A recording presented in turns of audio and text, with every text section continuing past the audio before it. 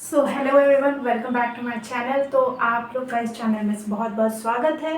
तो चलिए आज हम चलते हैं अपने नेक्स्ट एक्सरसाइज की तरफ। किसकी तरफ? Exercise 3.2 understanding quadrilateral wave. तो ये हमारा रहा पहला क्वेश्चन। फर्स्ट क्वेश्चन में क्या दिया हुआ है? आपको डायग्राम दिया हुआ है और यहाँ पे बताना है कि इस एक्स की वैल्यू क्या होगी। ठीक है, तो हम बहुत तरीके के प्रॉपर्टी पढ़े हैं कि अगर इसकी वैल्यू निकालनी है तो हम जानते हैं कि एक्सटीरियर एंगल की वैल्यू क्या हो जाती है, opposite of their sum of the interior angle. But ये दोनों वैल्यू भी नहीं दी हुई है, तो पहले हम इसको निकालने की कोशिश करते हैं। तो देखते हैं कैसे निकालते हैं। सपोज इसको कुछ भी आप मान लीजिए, m मान लीजिए, n मान लीजिए, तो ये इस तरीके से आपके लिए वैल्यू फाइंड आउट करने के लिए आसान होगा। चलिए अब यहाँ देखते हैं, ये एक स्ट्रेट लाइन है, तो ये 125 डिग्री प्लस m क्या बनाते हैं? लीनियर पेयर बना रहे हैं। यहाँ पे किस प्रॉपर्टी से मैं यहाँ लिख रही हूँ? लीनियर पेयर प्रॉपर्टी से।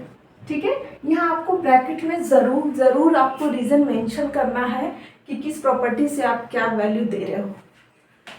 फिर उसके बाद तो उस तरीके से m की वैल्यू क्या हो गई यहाँ पे? 180 डिग्री माइनस 125। चलिए अब इसको सब्ट्रैक्ट कर देते हैं। 5 5 से 10, then 5, yes, so it's a 55 degree. So your m value is now become 55 degree.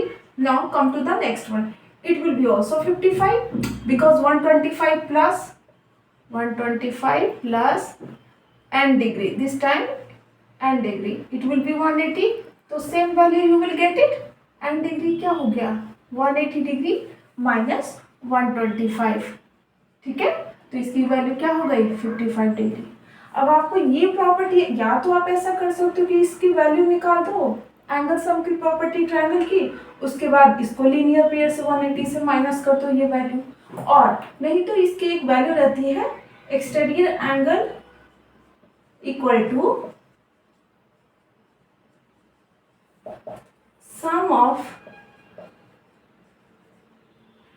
the opposite alternate interior, sum of the opposite interior angle. Okay, opposite interior angle. तो triangle के case में दो ही angle opposite होंगे। इसके क्या है? Exterior angle, ये आपका एक्सटीरियर एंगल है, ये आउटसाइड है, ये सारी इनसाइड एंगल, इसलिए इसको इंटीरियर एंगल कहते हैं। Sum of the opposite of interior angle, मतलब अब इसके ये दोनों ही इसके अपोजिट इंटीरियर एंगल है। ये एंगल इसका इंटीरियर एंगल है बट ये इसका अपोजिट नहीं है। ठीक है, ये एडजेसेंट है, तो अपोजिट में ये भी 55 हो गया, ये भी 55 हो गया। बस आप जोड़ दीजिए n degree plus n degree. अब यहाँ पे दोनों की वैल्यू सेम है, आप दोनों को जोड़ दीजिए, तो ये क्या हो गया? 110 डिग्री हो गया। तो ये आपका रहा x की वैल्यू। तो इस तरीके से आप लीनियर प्रॉपर्टी यूज कर सकते हैं, एंगल सम प्रॉपर्टी यूज कर सकते हैं ट्रायंगल के केस में, और नहीं तो ये एक्सटीरियर एंगल की प्रॉपर्टी यूज कर सकते हैं। जैसे अगर ये इस एक्सटीरियर एंगल की वैल्यू क्या हो जाएगी? इस एंगल और इस एंगल का सम हो जाएगा इस एंगल की वैल्यू। ठीक है, तो चलते हैं अब हम लोग नेक्स्ट क्वेश्चन की तरफ। So now this is our second question, exercise 3.2। अब यहाँ पे भी आपको डायग्राम दिया हुआ है, आपको x की वैल्यू फाइंड आउट करनी है। तो ये रहा हमारा x। ठीक है, तो पहले ये x निकालने के लिए पहले हम क्या दिमाग में रहेगा कि ये कोई फिगर है। ठीक है, पहले या तो इसका टोटल सम क्या हो सकता है, और या तो इसका हर एक एंगल का वैल्यू क्या हो सकता है। ठीक है, तो दोनों तरीके से हम फाइंड आउट कर देंगे। तो पहले हम करते हैं total sum, total angle sum. तो हर एक पॉलीगॉन का डिफरेंट एंगल सम होता है। ट्रायंगल के केस में 180 डिग्री होता है, क्वाड्रिलेटरल के केस में 360 होता है। बट ये कितना साइड है? 1 2 3 4 5। ठीक है, तो इस केस में हम अपोजिट एंगल निकालते हैं n-2। यहाँ एंगल सम क्या हो गया? n-2 into 180। करेक्ट, n कितना है? 1 2 3 4, 1 2 3 4 5। सो 5 माइनस 2 इंटू 180 कितना हो गया? Total value 540, because 5 minus 2 it's a 3 and 3 into 180 it's a 540 degree. ठीक है, तो चलिए ये पूरे एंगल के सम की तो हमको वैल्यू पता चली।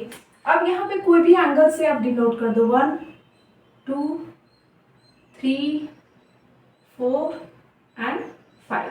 ठीक है, अब यहाँ एंगल 1 ये आप देख रही है लीनियर पेयर बना रहा है ये लाइन, तो ये सिंबल मतलब ये 90 डिग्री है। तो आप यहाँ पे क्या लिख सकते हो, एंगल 1 प्लस 90 डिग्री क्या बना रहे हैं, लीनियर पेयर बना रहे हैं। ठीक है, तो आपको एंगल 1 की value will be also 90 degree.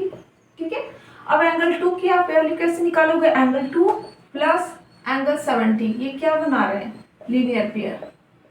तो अब एंगल 2 की वैल्यू क्या हो गई, 180 डिग्री माइनस 70 डिग्री, ये हो गया 110 डिग्री। ठीक है, अब ये एंगल 3, अब ये एंगल 3 आप कैसे निकालोगे, एंगल 3 आपको नहीं पता है। ठीक है, तो ये हम सबसे लास्ट में यूज़ करते हैं। एंगल 4 90 डिग्री है, बाय डिफ़ॉल्ट ये सिंबल है, इसमें हमें कुछ करने की ज़रूरत नहीं है। एंगल 5 नहीं पता है, एंगल 5 प्लस 60 डिग्री क्या बना रहे हैं, लीनियर पेयर बना रहे हैं। तो एंगल 5 क्या हो गया यहाँ पे 180 डिग्री माइनस 60 डिग्री, तो ये हो गया 120 डिग्री। ठीक है, तो हमारे सारे एंगल पता चल गए, बस इस एंगल 3 नहीं पता है। तो इस एंगल को पता करने के लिए क्या करेंगे, हमें टोटल एंगल सम दिया हुआ है, रिमेनिंग पार्ट दिया हुआ है, तो बस हमको उसमें से एंगल घटा देना है। तो ये हमारा एंगल 3 की वैल्यू क्या हो जाएगी, टोटल एंगल कितना है 540 माइनस, थोड़ा आप साइड कर दो। अब सारे एंगल की वैल्यू क्या हो गई, एंगल 1 प्लस एंगल 2, देखिए एंगल 3 में निकालना है तो यहाँ 3 नहीं लिखेंगे, 4 प्लस एंगल 5। ठीक है, अब आप माइनस कर दीजिए, 1 की वैल्यू 90, 2 की वैल्यू 110, 3 की वैल्यू में फाइंड आउट करना है, 4 की वैल्यू 90 एंड 5 की वैल्यू 120 डिग्री। चलिए देखते हैं इनका सम क्या होगा, 540 degree minus 9 and 180 and this is 0 230 0 11 410। ठीक है, 410, तो इसका सम हो गया 30 डिग्री 130 डिग्री, करेक्ट।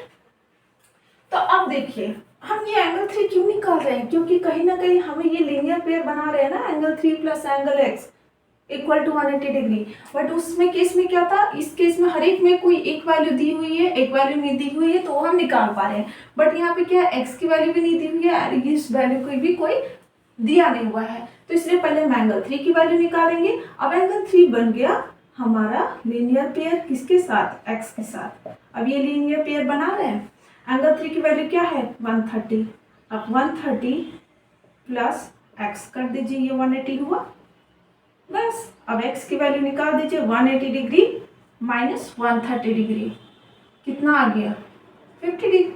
तो यही है आपका राइट आंसर। तो इस तरीके से आपको कभी कभी कॉमन सेंस भी लगाना पड़ सकता है, आपको लग रहा होगा कि मैं एंगल सम निकालने की क्या ज़रूरत है। ठीक है, तो ये हम क्यों ज़रूरत है, यहाँ से जनरेट होती है रिक्वायरमेंट। ठीक है, आपको ये चाहिए, बाकी की वैल्यू आप निकाल सकते हो। तो ये कैसे निकल सकते हैं, जब ये बाकी की वैल्यू निकल जाए तो आप ये भी निकाल सकते हो। तो चलते हैं अब हम नेक्स्ट क्वेश्चन की तरफ।